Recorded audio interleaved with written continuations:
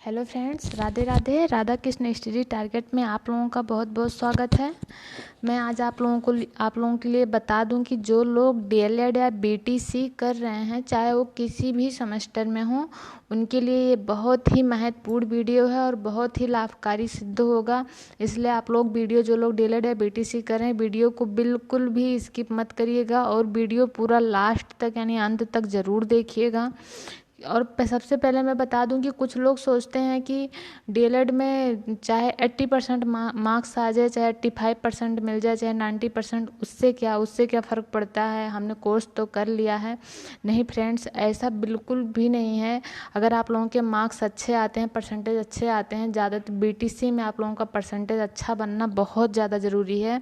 क्योंकि मैं आप लोगों को बता दूं, जब शिक्षक भर्ती आती है तो शिक्षक भर्ती में आप लोगों के बीटीसी के 10% मार्क्स जोड़े जाते हैं। आप लोगों को पता होगा कि एकेडमिक का 40% और सुपर टेट का 60% यानी 60% आप लोगों के शिक्षक भर्ती में मार्क्स जुड़ते हैं। तो आप लोग अगर इसमें अच्छा खासा परसेंटेज अपना बनाए रहेंगे तो आप लोगों के शिक्षक भर्ती, अगर सुपर टेट में आप लोग कम मार्क्स पाते हैं तो आप लोगों को सिलेक्शन की लिस्ट में आगे ले जाने के लिए बहुत ही लाभदायक सिद्ध होगा ये। ऐसा बिल्कुल भी मत सोचिए कि आप लोगों के कुछ भी मार्क्स आ जाएं, 80% 85%। नहीं, आप लोग अच्छे से अच्छे परसेंटेज लाने की ज़रूर कोशिश कीजिएगा, इसलिए क्योंकि आप लोगों की शिक्षक भर्ती में बहुत ही आप लोगों के लिए लाभकारी सिद्ध होंगे। तो चलिए मैं आप लोगों को बताती हूँ कि कैसे आप लोग 90% से ज़्यादा मार्क्स लेके आएँ। 90%, अगर किसी का 90% से कम मार्क्स आता है डीएलएड या बीटीसी में, तो समझ लो कुछ भी नहीं आया है। क्योंकि डीएलएड या बीटीसी एक ऐसा कोर्स है कि 90% मार्क्स तो हर किसी के आ जाते हैं। आगे बढ़ने से पहले मैं बता दूं फ्रेंड्स, जिन लोगों ने अभी भी इस चैनल को सब्सक्राइब नहीं किया है तो लोग प्लीज़ चैनल को सब्सक्राइब कर लें और बेल आइकन को ज़रूर प्रेस कर दें, ताकि मेरे वीडियो की हर एक नोटिफिकेशन आप लोगों को मिलती रहे, मेरा वीडियो आप लोगों तक पहुंचता रहे।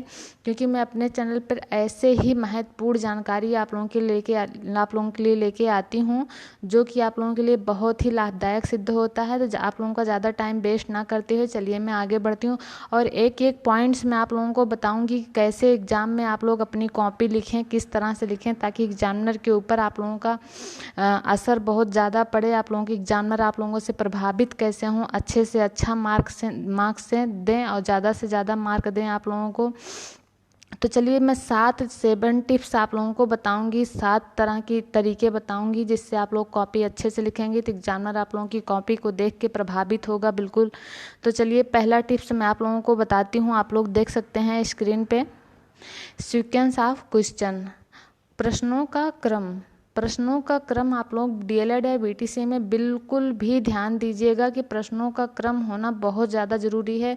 जैसे आप लोग बीए या बीएससी कर रहे हैं तो उसमें करते हैं कि जैसे जो क्वेश्चन बहुत अच्छे से आ रहा है उसे सबसे पहले कर देते हैं, जो क्वेश्चन कम आ रहा है, थोड़ा बहुत अच्छे से याद नहीं है, तो उसे बीच में रख देते हैं, तो फिर उनका नंबर अच्छा खासा मिल जाता है। लेकिन डीएलएड या बीटीसी में ऐसा कुछ भी नहीं चलता है, क्योंकि इसमें बहुविकल्पीय वाले प्रश्न होते हैं और लगभग सारे प्रश्न 1 नंबर 2 नंबर के, इससे ज़्यादा के प्रश्न नहीं होते। जितने प्रश्न आते हैं 1 नंबर के, 2 नंबर के।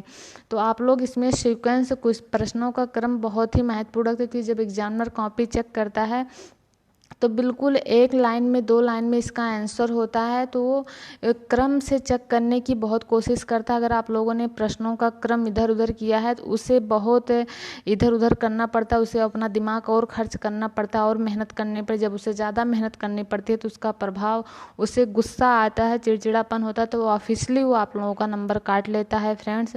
तो अगर आप लोग प्रश्नों का क्रम सही करेंगे तो उसे कॉपी चेक करने में आसानी होगी, तो आप लोगों से खुश होगा और चिड़चिड़ापन उसे बिल्कुल भी महसूस नहीं होगा। तो आप लोगों को नंबर काटने के लिए बिल्कुल भी नहीं सोचेगा और ठीक ठाक नंबर मिलेगा आप लोगों को।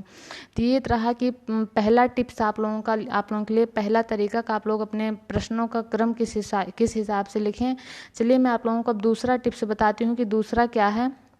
आप लोग देख सकते हैं कि दूसरा टिप्स है, यहाँ पे है, आप लोग don't use more than 2 colours pen. आप लोग 2 पेन के अलावा, आप लोग देख सकते हैं कि 2 पेन के अलावा तीसरे पेन का यूज बिल्कुल भी ना करें। क्योंकि अगर आप लोग काले, और वैसे ऑफिशियली आप लोग देख सकते हैं कि काले और नीले पेन का प्रयोग ही ज़्यादातर होता है।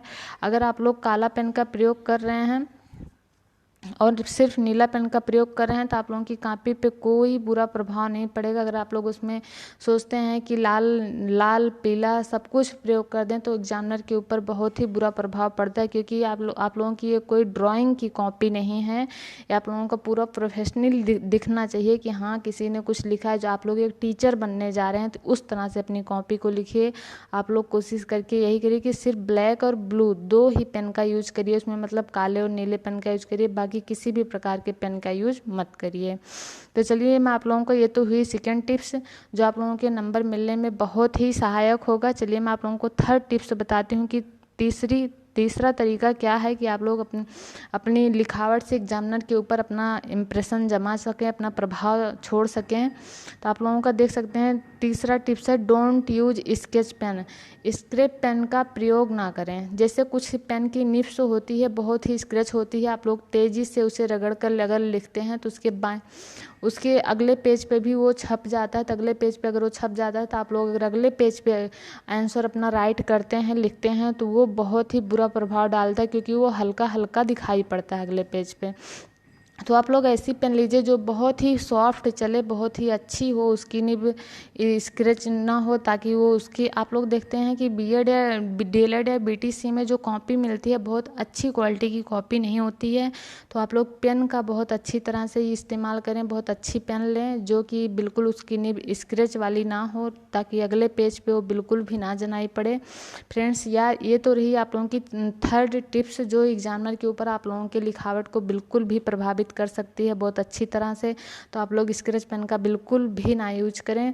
तो चलिए मैं आप लोगों को फोर्थ टिप्स बताती हूँ कि फोर्थ टिप्स क्या है कि आप लोगों के एग्जामिनर के ऊपर अच्छे से प्रभाव अपना बना सकें। शब्दों की बाध्यता पर विशेष ध्यान। आप लोगों के डीएलएड या बीटीसी में आप लोग देख सकते हैं कि आप लोगों के इतने क्वेश्चन आते हैं 1 नंबर के, 2 नंबर के, बहुविकल्पीय होते हैं, अति लघु उत्तरीय होते हैं, लघु उत्तरीय होते हैं। तो 1 नंबर का क्वेश्चन आप लोग अगर पूरी 1 पेज में भर दिए हैं कॉपी पूरा, तो आप लोगों को नंबर कितना मिलेगा बता दीजिए। तो एग्जामिनर यही सोचेगा कि कुछ कहानी वहानी लिख के भर दिया गया है। तो आप लोग ऐसा बिल्कुल भी ना करिए, बिल्कुल सटीक उत्तर लिखने की कोशिश करिए।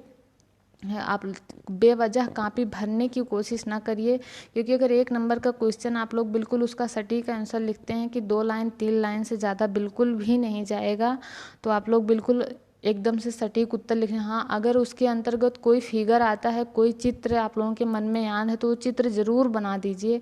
चित्र बनाने से आप एग्जामिनर के ऊपर बहुत अच्छा प्रभाव पड़ता है। वो आप लोगों का अगर 1 नंबर है तो 1 नंबर पूरा तो ज़रूर ही दे देगा। तो आप लोगों के लिए ये चौथी टिप्स जिसका आप लोग पालन ज़रूर करें, ताकि आप लोगों को बहुत अच्छा नंबर मिल सके, 90% से एबव मार्क्स मिल सके। चलिए मैं आप लोगों को दिखाती हूँ कि 5वीं टिप्स क्या है। Don't over right. कुछ लोग को देखा जाता है कि अगर मान लो जैसे लिख रहे हैं कॉपी में कुछ शब्द गलत हो गया, तो इसे बिल्कुल भी इस तरह से जैसे ऊपर वाला कटा लो जैसे ऐसे ऐसे कर देते हैं, बहुत ज़्यादा अपनी पेन चला देते हैं। और दूसरे पे आप लोग देखिए सीपीयू इसमें जो है दूसरा वाला है, इसमें पेन बिल्कुल भी ज़्यादा नहीं चली है। फ्रेंड्स आप लोग देख सकते हैं कि ये वाला, अगर आप लोगों का कोई भी क्वेश्चन कोई भी शब्द बीच में गलत हो गया तो आप लोग इस तरह का बिल्कुल भी ना चलाएं, बिल्कुल गलत तरीका है। इस तरह का अगर एक बार चला देंगे तो एग्जामिनर का ध्यान बहुत कम जाता है कि आप लोगों ने उसे कोई कट किया है कुछ भी। अगर इस तरह से आप लोग ऐसे ऐसे कर देंगे तो एग्जामिनर का ध्यान तुरंत पड़ जाता है, तो कॉपी भद्दी दिखती है। तो एग्जामिनर बिल्कुल भी वो नंबर तो ज़रूर ही, अगर 1 नंबर का होगा तो आधा नंबर देगा, और अगर 2 नंबर का होगा तो 1 ही नंबर देगा आप लोगों को। तो ऐसा भी आप लोग अपनी कॉपी में बिल्कुल भी ना करिए, ताकि आप लोगों के मार्क्स अच्छे मिलें। क्योंकि काफ़ी लोगों की अच्छी तैयारी होती है, बहुत अच्छी सी प्रिपरेशन होती है उनकी, लेकिन उन्हें लिखने का तरीका नहीं मालूम रहता है, तो उनके नंबर माइनस हो ही जाते हैं, कट जाते हैं। तो आप लोग अपनी कॉपी लिखने याद करना, तैयारी होना बहुत बड़ी बात है, लेकिन लिखना भी उससे भी बहुत बड़ी बात है कि कैसे लिखा जाता है कॉपी को। तो चलिए मैं आप लोगों को 6 वाली टिप्स बताती हूँ। 6वीं टिप्स क्या है। Underline main words.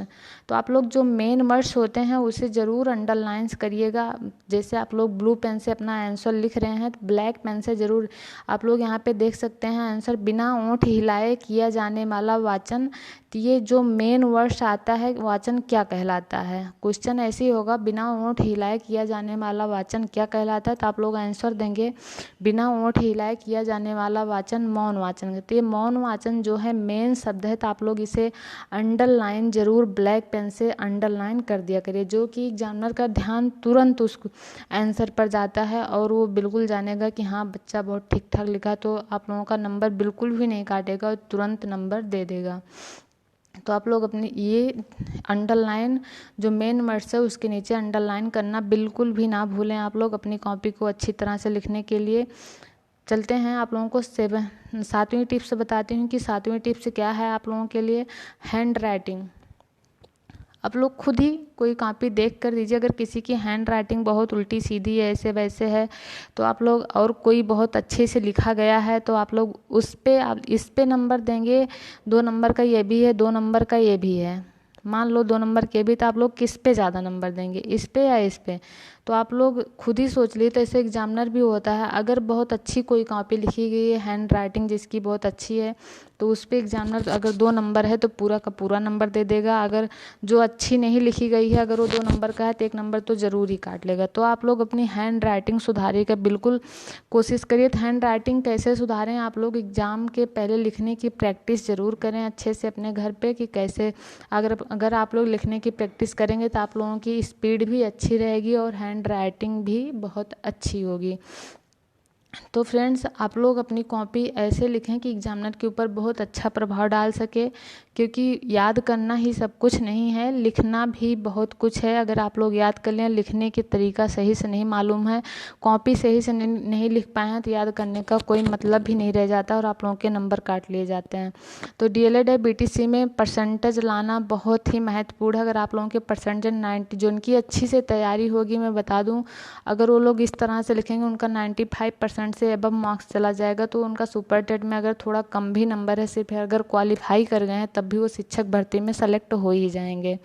तो शिक्षक भर्ती आने वाली है फ्रेंड्स, आप लोग चाहे जिस भी सेमेस्टर में होंगे, अभी आप लोग अगर DLED या BTC कर रहे हैं तो अपनी लिखावट पे ज़रूर ध्यान दीजिए फ्रेंड्स। आज के लिए बस इतना ही। अगर वीडियो पसंद आई हो तो वीडियो को लाइक, सब्सक्राइब और शेयर जरूर करिएगा फ्रेंड्स। और अपने दोस्तों के साथ जो लोग DLED या BTC कर रहे हैं उनके साथ ज़रूर शेयर करिएगा, क्योंकि उनके लिए बहुत ही लाभकारी वीडियो है ये फ्रेंड्स। अगर वीडियो पसंद आई हो तो वीडियो को लाइक और सब्सक्राइब जरूर कर दीजिएगा। आज के लिए बस इतना ही फ्रेंड्स, राधे राधे।